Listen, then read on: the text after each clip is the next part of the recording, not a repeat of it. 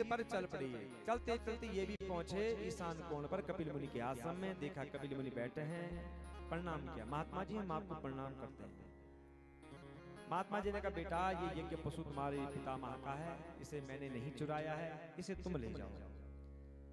तो अंशुमान कहते कि राख का ढेर कैसा है, आप इतनी हवन करते हैं रोज? कहा बेटा ये साधारण राख नहीं है, ये तुम्हारे पूर्वजों की राख है, ये तुम्हारे चाचा हैं, मेरा अपमान किया था, घोड़ा मैंने नहीं चुराया और मुझे कुट वचन बोले थे, तो मेरी आंखों की दृष्टि से जल करके भस्म हो गए हैं। तो अंशुमान ने कहा कि फिर मेरे चाचाओं का उद्धार कैसे होगा, मेरे पितरों का उद्धार कैसे होगा, ये ऐसे नहीं कि राख का ढेर बन कर गया।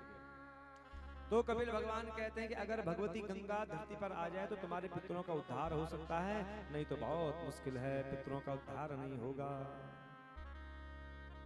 अंशुमान ने कपिल भगवान को प्रणाम किया, घोड़ा लेकर के महल में आए और जो यज्ञ की शेष क्रियाएं थी उसको पूरा कर देते हैं। अब सगर ने अंशुमान को राजपाट सौंप दिया और स्वयं विषयों से निष्प्रह एवं बंधन मुक्त होकर के और परम पद को वे प्राप्त कर लेते हैं। अब अंशुमान के हृदय में एक ही बात है कि मुझे अपने पितरों का उद्धार करना है, भगवती गंगा को पृथ्वी में लाना है। घनघोर तपस्या करते हैं, नहीं आई भगवती गंगा, इनकी मृत्यु हो गई, ये गंगा को लाने में असमर्थ हो गए।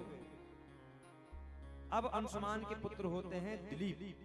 जब दिलीप जी को पता चला है कि हमारे पूर्वज संकट में हैं, हमारे पितरों का उद्धार नहीं हो रहा है, गंगा जी से होगा, तो ये भी घनघोर तपस्या करते हैं, नहीं आई भगवती गंगा, इनकी भी मृत्यु हो गई। अब दिलीप के पुत्र होते हैं कौन? भगीरथ जी। जब भगीरथ जी को पता चला कि पितृ बड़े संकट में हैं और माँ गंगा ही उनका उद्धार कर सकती है, तो भगीरथ जी अब तपस्या कर रहे हैं भगवती गंगा की। घनघोर तपस्या करी तो माँ भगवती गंगा उनके सामने प्रकट हो गई। बोलो गंगा मैया की जय। भगीरथ ने देखा माँ आई है। माँ ने कहा बोलो क्या है, क्या चाहिए तुमको, क्या मांगना चाहते हो? तो भगीरथ जी कहते हैं माँ मर्तलोक चलिए, आप पृथ्वी में चलिए। माँ ने कहा क्यों? अरे मेरे पितरों को उद्धार करने आप, मेरे पितरों को बहुत कष्ट है, बहुत दुख हो रहा है, आप चलिए, आपके द्वारा मेरे पितरों का उद्धार होगा। माँ ने कहा भगीरथ कुछ करने से पहले कुछ सोचते नहीं हो तुम? भगीरथ ने कहा क्या सोचना था मुझे? तो माँ कहते हैं भगीरथ कुछ कार्य करने से पहले उस पर विचार करना चाहिए, सोचना चाहिए, सीधे कार्य को नहीं करना चाहिए। भगीरथ जी ने कहा क्या हुआ, क्या बोल रही हैं आप? तो माँ कहती है सुनो भगीरथ, कोपि धारयिता वेगम पतन्त्या में मही तले, अन्यथा भूतलम विद्वान निर्भयास्ते रसातलम।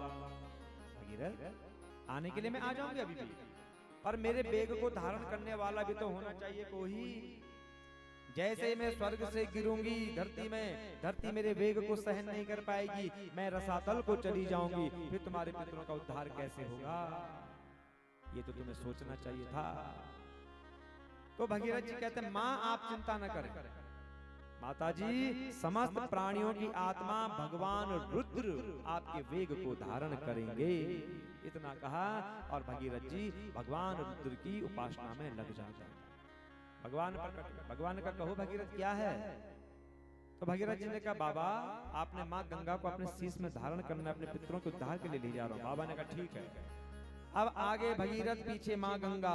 जैसे भगवान शंकर के शीश में आए, बाबा शंकर को आनंद की अनुभूति हो रही है।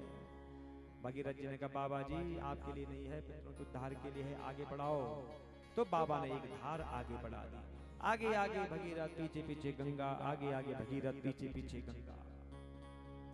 चलते चलते चलते जब भगीरथ जी ने पीछे देखा, अरे कहाँ चली गई होगी, लौट करके आए पीछे, जब देखा गंगा कहीं नहीं दिख रही है। आते हैं आधे मार्ग में देखा आश्रम किसका, जांजू ऋषि का। महात्मा जी प्रणाम, आपने मेरी गंगा को भी देखा? महात्मा जी ने कहा कौन गंगा? अरे जो मेरे पीछे आ रही थी बहती हुई। अच्छा तुम्हारी गंगा है? हाँ मैंने पी दिया उसको, पी दिया, आपके पीने के लिए लाया था मैं। कितनी शक्ति रही होगी, गंगा को ही पी दिया। आज एक गिलास पानी नहीं पी पाते ढंग से, और यहाँ गंगा ही पी दी है। क्या मतलब है गंगा पीने का? समाधि भाषा है, भागवत जी को समझा करो।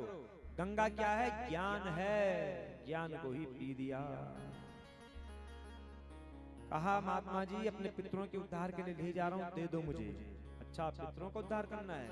तो वहीं पर महात्मा जी ने अपनी बाईं जांग फाड़ी और गंगा जी को आगे बढ़ाया, तो नाम पड़ गया जानवी। बोलो जानवी मैया की। अब आगे आगे भगीरथ, पीछे पीछे गंगा, आगे आगे भगीरथ, पीछे पीछे गंगा।